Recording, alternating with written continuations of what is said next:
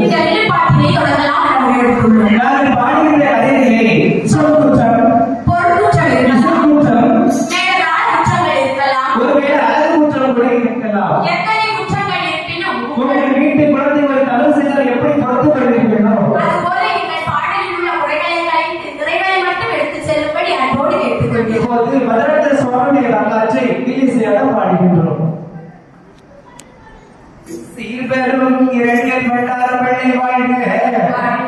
சிறந்த பிள்ளை வயது 77 ஆகுது. கேசவன் சுவாமி மதுராந்த வளர்ந்த நாளில் இவன் வாழ்த்து எண்ணி லட்சுமியான வரை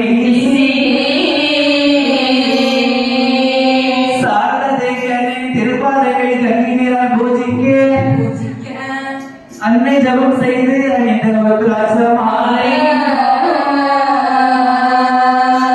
அன்னை இவருக்கு தற்பட்ட பிரசாதம் அனுப்பி அம்மா அம்மா என்று அந்த பகலும் மதுரந்த வாழ்க.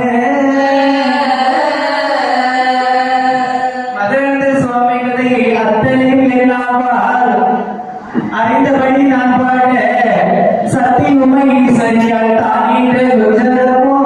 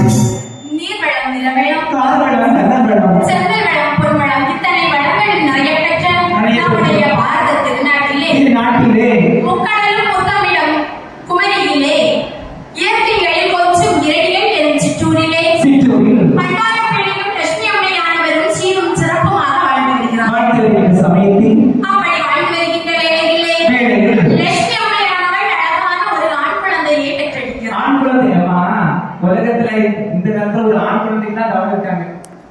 ஏன் பெண் குழந்தைகளுக்கு தவறு இருக்கிறது இல்லையா? பெண் குழந்தை தவறு இருக்குன்னா அப்ப நிறைய ஒரு பவுன பாத்தீங்கன்னா 75,000 மேல போயாச்சு. அப்படி எல்லாம் இல்ல, பெண்ணா இருந்தாலும் பொறுத்தாயா? சரிதான்.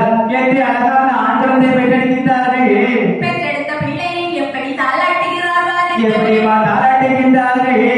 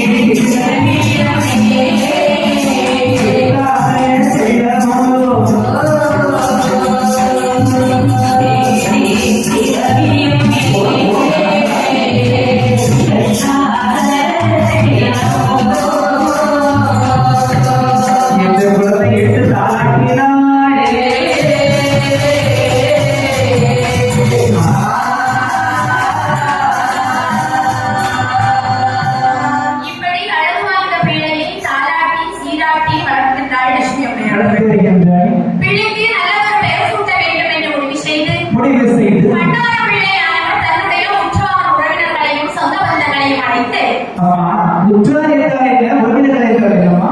அதாவது உற்றார் என்றால் நமக்கு நெருக்கமானவர்கள் பண்டார பிள்ளையின் ரத்தத்திலே உதித்த சொந்தங்கள் என்றார். ஓ சரி. அவர்களை எல்லாம் அழைத்து தன்னுடைய பிள்ளைக்கு நல்ல ஒரு பெயர் வைக்க வேண்டும் என்று பெயர் வைக்க முடிவு வேண்டும் என்று சொல்லி எப்படிப்பட்ட பெயரினை வைக்கிறார் அவர்கள்? இப்படிப்பட்ட பெயர் வாங்கின்ற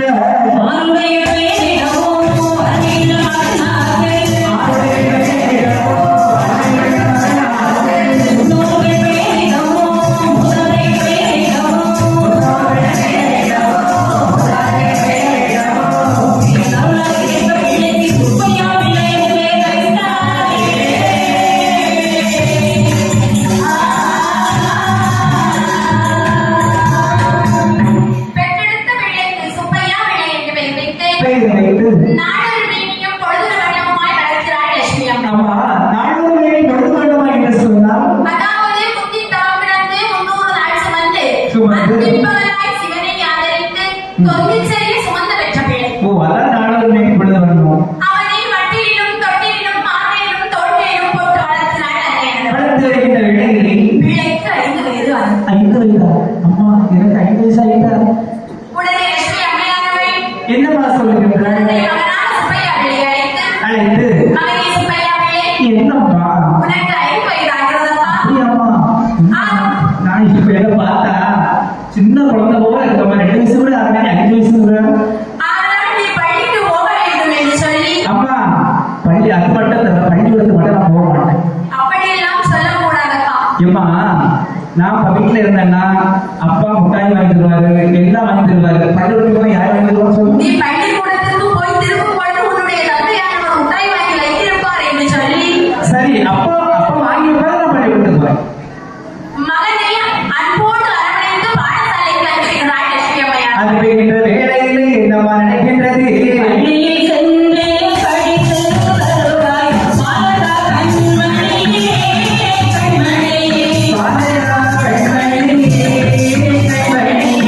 பாலா பள்ளி பாதைகள் உண்டையா மகை கொள்ளாதே மகனே பள்ளியில் சென்று படித்து வருவாய் பாலையா பெண்மணி. பாலையா பெண்மணி, பலகைகள் உண்டடா. பாலையா பெண்மணி, பலகைகள் உண்டடா. மகப்படாதே உடனே கத்து இன்பர் முதலே அருகவி வருவாய்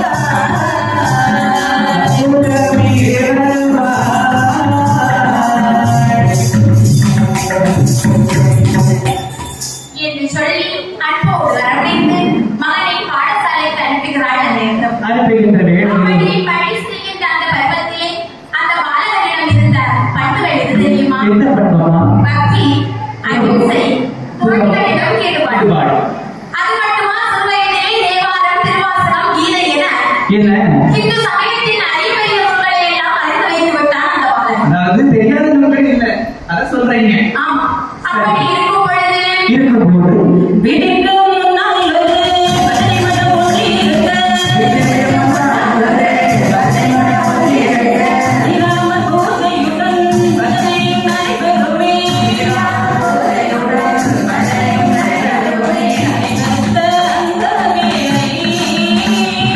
அந்த வேளை அம்மா அந்த வேளை சுப்பையாவும் கலந்திடுவார்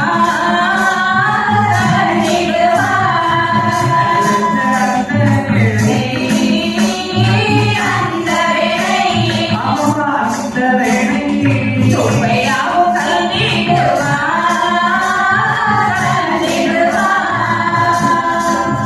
சுப்பையாவின் வாழ்வினில் முதல் தாக்கத்தை ஏற்படுத்திடுமாமே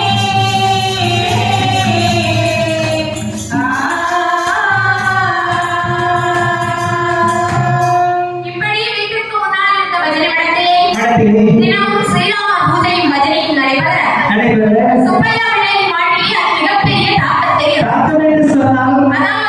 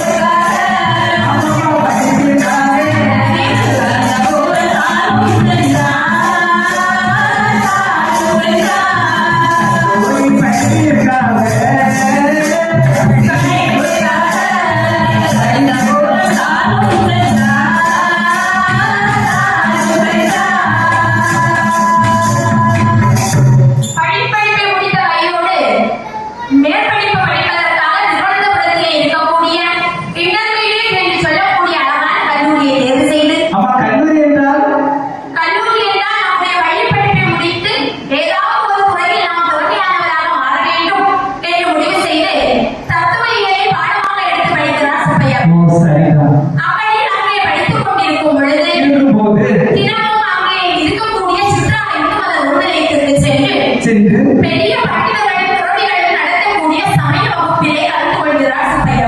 சமயம் சென்று அப்பவே சமயம் இருந்திருக்கு. அப்படி இல்லாமலே சமயத்தை பற்றி சொல்லிக் கொடுக்கக்கூடிய ஒரு கல்விக்கூடம். ஓ அப்படி. அந்த கல்விக்கூடத்திலே கலந்து கொண்டு எப்படி சுவாமி விவேகானந்தருக்கு பகவான் ஸ்ரீராமகிருஷ்ண குருவாக கிடைத்தாரோ அதுபோல தனக்கான ஒரு குருவை தேடி கண்டுகொள்கிறார் சுப்பையா. ஒரு தொழில் கற்க வேண்டும் என்றால் குரு தேவை. வில்லுபாட்டு படிச்சிருக்கீங்க, குரு இல்லாத முடியுமா? அதுபோலதான் தன்னுடைய ஆன்மீக வாழ்க்கைக்கு ஒரு குரு வேண்டும் என்று நினைத்து தன்னுடைய குருவை இங்கே கண்டுகொள்கிறார் பாருங்கள். கண்டுகொள்கின்ற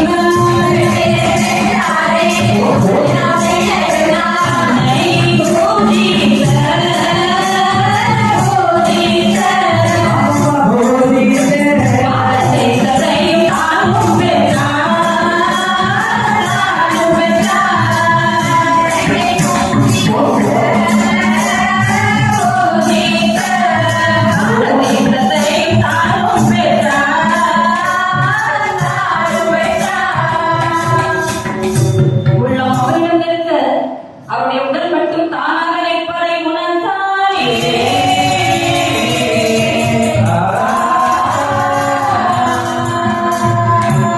இப்படி தன்னுடைய 18ஆம் வயதிலே இலங்கைக்கு அருகில் உள்ள ஒரு கடைத்தெருவிலே தன்னுடைய குருவான அம்பானந்த சுவாமிகளை கண்டுகொள்கிறார் சுப்பையா அவர்கள். கண்டுகொண்டு தன்னுடைய குருவை கண்டதும் உள்ளம் அவருடன் இருந்த, அதாவது குருவுடன் செல்ல உடல் மட்டும் தானாக அங்கே தவிப்பதை உணர்ந்தாராம் சுப்பையா அவர்கள். எப்படியாவது மடத்திற்கு சென்று சேர்த்து விட வேண்டும் என்று முடிவெடுத்து விட்டார். முடிவெடுத்துக் கொண்டிருக்கின்ற வேளையில் மகனுடைய உள்ள கிடப்பை தாயான லட்சுமி அம்மையார்கள் அறிந்து கொள்கிறார். எப்படி அருள்கின்றாய்? உடனே தன்னுடைய கணவனான பண்டாரம் பிள்ளையிடம் அழுது புலம்புகிறார். எப்படி அறிந்து கொள்கின்றாய்? குழம்பி மீது கைகள் விட்டு கோயிலும் மீதும் ஊற்றி பண்பத இல்லையோடு சொல்லலாம். ஊற்றி பண்பத இல்லையோடு சொல்லலாம்.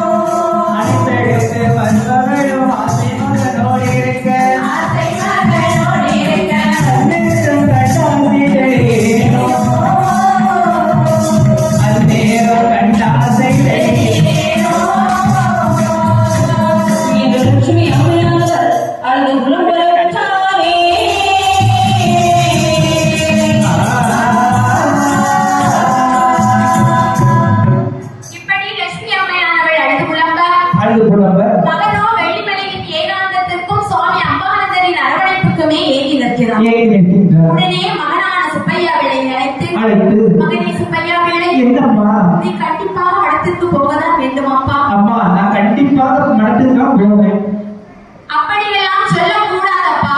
அம்மா நல்ல காரியங்களை செய்ய வேண்டுமே, ஆனால் வீட்டிலிருந்து செய்தால் நடக்காது. நான் மடத்திற்கு சென்று துறவியாக தான் இருப்பேன் அம்மா. ஐயோ, எப்படியாவது இறை அனுபவம் தனக்கு கிடைக்கும்.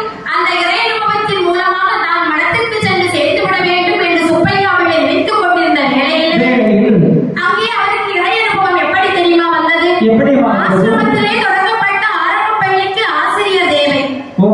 ஆனால் இந்த அரசாங்க உத்தியோகம் இவருக்கு நிறைய வந்த போதும் அதையெல்லாம் விட்டுவிட்டு இவர் ஆசிரமத்திற்கு போக வேண்டும் என்று நினைத்தார். அந்த நேரத்துல அரசாங்க வேலை வீடு தேடி வரும். இப்ப நம்ம போனாலும் கிடைக்காது. கரெக்ட் சரிதானம்மா? சரிதான் சரிதான். என்று தாயான லட்சுமி அம்மையாரை நினைத்துக் கொண்டிருக்கும் அந்த வேளையிலே மகனோ மடத்திற்கு சென்று துறவியாக வேண்டும் என்று முடிவெடுத்தே விட்டார். மடத்திற்கு போக வேணும்,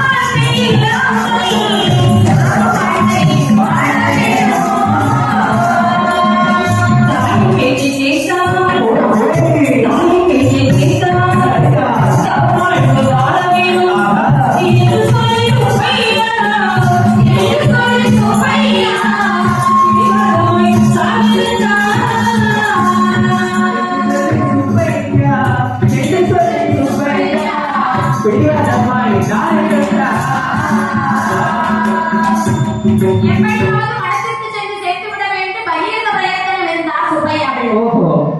அன்பாக சொல்லி பார்த்தாள் அன்னை. அதட்டி பார்த்தாள் அன்னை. எதற்கும் மயங்கவில்லை சுப்பையாவில். மிகப்பெரிய அரசாங்க உத்தியோகத்திலிருந்து கடிதங்கள் வந்த பிறகும் அதற்கும் மனமாறவில்லை சுப்பையாவில். சரிதையோ, யார் அசைச்சாலும் அவர் அசையல. ஏன் தெரியுமா? ஏன்? மண்ணையும் பொன்னையும் ஒன்றாக கண்ட பகவான் ஸ்ரீராமகிருஷ்ணரின் பரம்பரையிலே சேர்த்து விட வேண்டும் என்பதே அந்த பாலகனின் விருப்பமாக இருந்தது. அப்படி விருப்பமா இருந்திருக்கு. உடனே தாயான லட்சுமியானவள் என்னம்மா செய்யும்? சுப்பையாவிலே என்னம்மா? காவி உடையணிந்து ராசியாத்திரை போல உன்னை பெற்றெடுத்தோம். அம்மா எப்படி இருந்தாலும் நான் அன்னைக்கே சொன்னேன், நான் மடத்துக்கு தான் போவேன். எந்த ஆடை எடுத்தாலும் என்ன, எனக்கு இந்த காவி ஆடைதான் பிடிச்சிருக்கா, நான் போவேன் என்று சுப்பையாவிலே சொல்றேன். எல்லா பெற்றோரையும் போல எங்களுக்கும் ஆசை இருக்காதா? மகனுக்கு கல்யாணம் செய்து மருமகளையும் பேரப்பிள்ளைகளையும் பார்க்க வேண்டும் என்று. அம்மா எனக்கும் மன வாழ்க்கை வேண்டாம். நான் அன்னைக்கே சொன்னேன், இனிமேல் அதை பத்தி பேச வேண்டாமா, உங்களை நான் நல்லபடியா பண்ணி சொன்னேன் என்று சொல்லி சுப்பையா பிள்ளை நேராக மடத்திற்கு வந்து சேர்ந்தே விட்டார். அப்படியே வருகின்றார் மடத்திற்கு. அப்படி மடத்தில் சேர்ந்த சுப்பையா ஆனவர் தன்னுடைய குருவான அம்மானந்த சுவாமிகளிடம் அருளாசி பெற்றுக்கொண்டு மதுரம் என்ற இனிமை நிறைந்த சுவாமி மதுரானந்தர் என்ற பெயரை சூட்டிக் கொள்கிறார். இப்பொழுது சுப்பையா பிள்ளையானவர் சுவாமி மதுரானந்தராக மாறிவிட்டார். முழுசா மாறிட்டாங்க.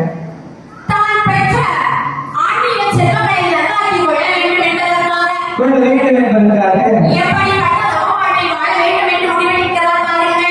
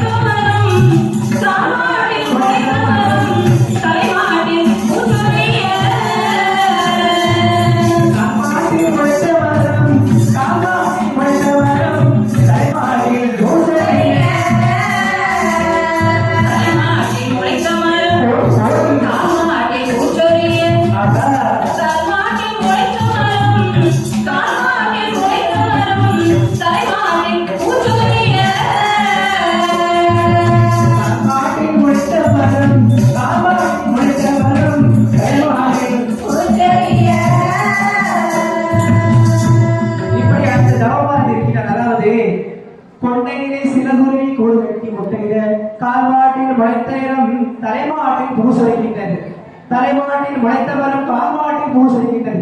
இப்படி காற்றென்றும் மழையென்றும் பாராமல் இந்த மதுராந்த சுவாமியானவர் தவம் இருக்கின்றார். எப்படி வால்மீகி முனிவர் தவம் இருந்தாரோ அப்பா அதுபோல ஒரு தவ வாழ்க்கையை வாழ வேண்டும் என்று சொல்லி கீதாமணியில் இருக்கக்கூடிய கோவை சுவாமிகளின் சமாதிக்கு சென்று அங்கே தவ வாழ்வு மேற்கொள்கிறார். எப்படிப்பட்ட தவ வாழ்வை மேற்கொள்கிறார் பாருங்கள். எப்படிப்பட்ட தவ வாழ்வு என்று சொன்னால் கன்னியாகுமரி மாவட்டத்தில் கீதாமணி ஊரத்திலே கன்னியாகுமரி மாவட்டத்தில் கீதாமணி ஊரத்திலே கோவை சுவாமி சமாதியில் மௌனவிரதம் நாட்டியிருந்தார். கோவை சுவாமி சமாதியில் மௌனவிரதம் நாட்டியிருந்தார்.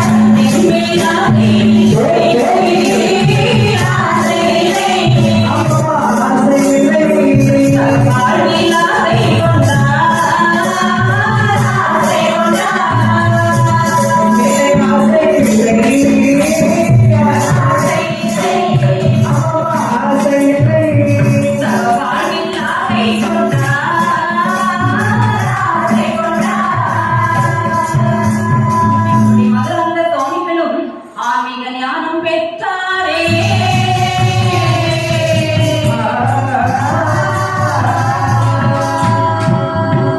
இப்படி சுவாமிகள் பெற்ற ஆன்மீக அனுபவங்கள் ஏராளம். கன்னியாகுமரி மாவட்டத்தில் ஈத்தாமொழி என்ற ஊரிலே 3 வருடங்கள் மௌன விரதமும் பணத்தை தொடாமலும் வாழ்ந்து வருகிறார்.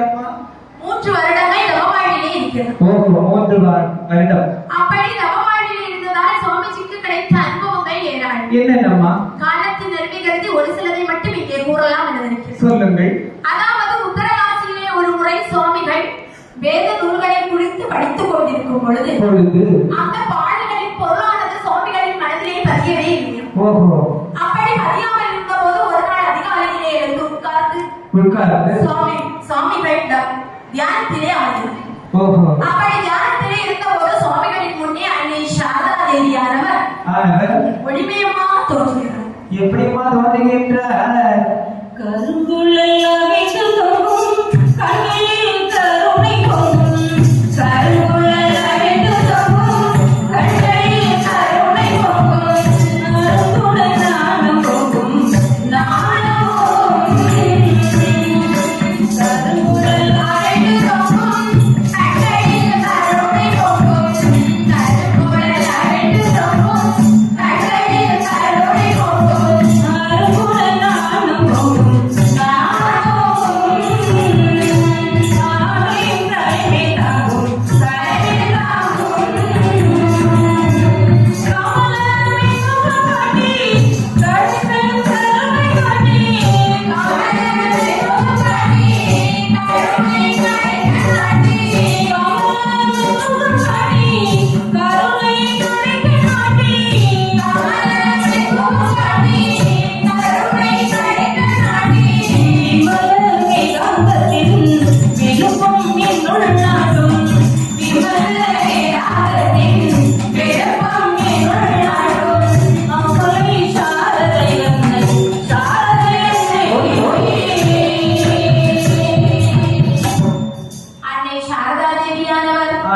சுவாமிகளின் முன்பே ஒளிமயமாக தோன்றி தன்னுடைய அந்த கடைக்கண் கண்மணிகளை அற்றிய அந்த வேத நூல்களின் பொருட்கள் எல்லாம் சுவாமிஜிக்கு அப்படியே மனதில் பதிந்து விட்டார்.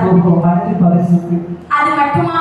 அது மட்டுமல்லாமல் கைலாய பர்வதத்திலே சுவாமிகள் இருக்கும் பொழுது அங்கே சிவனும் பார்வதியும் அப்படியே வீட்டிருக்கின்றார்கள். அதே கைலாய பர்வதத்தில் சுவாமிகள் இருக்கும்போது தான் சிவனும் ஒன்று என்கின்ற நிலையை அடைகிறார். எப்படி பாருங்கள். எப்படியம்மா? சித்தமெல்லாம் எனக்கு சிவமயமே இறைவா.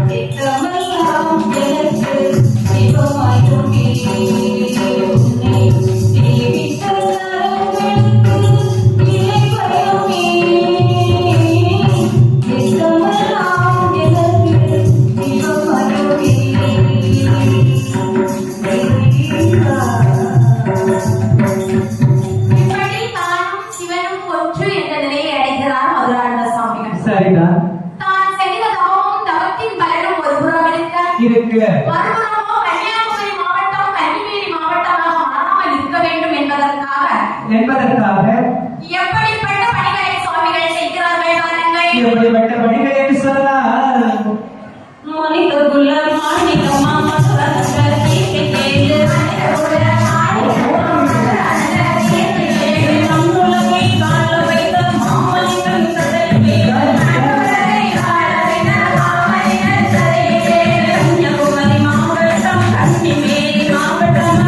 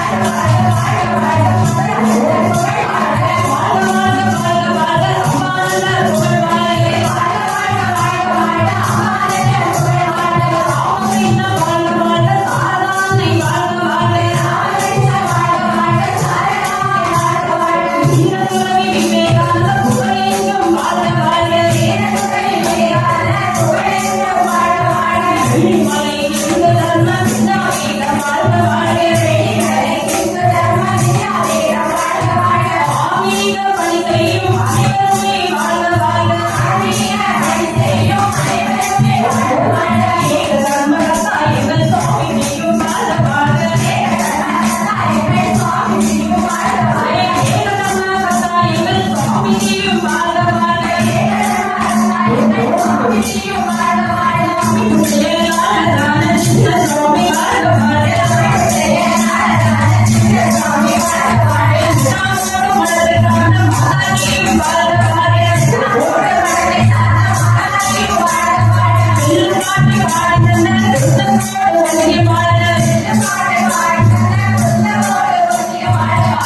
ஆசக்தி